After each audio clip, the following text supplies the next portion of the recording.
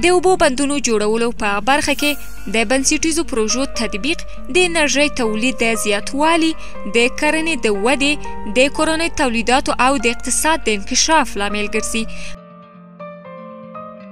په همدې اساس د افغانستان د اوبو مدیریت او مهار له ژمنې په عمل بدل شوی دی.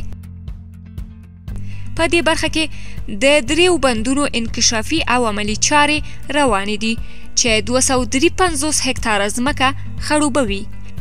د بندونو جوړولو و نورې پروژې هم د ډیزاین په مرحله کې دي چې په عملي کېدو سره به 238,000 هکتاره ځمکه خړوبه شي.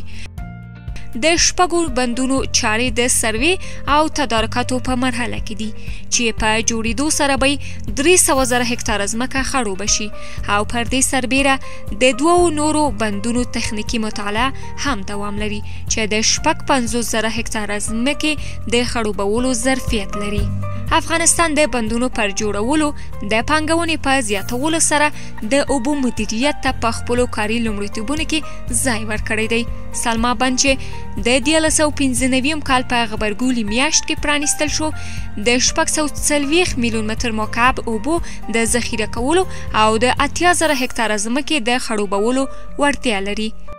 اوس د هیواد اوبه په عمده پانګې بدلې شوي دي او د هیواد په کرنه او اقتصاد کې نوی څپرکی پرانیستی دی.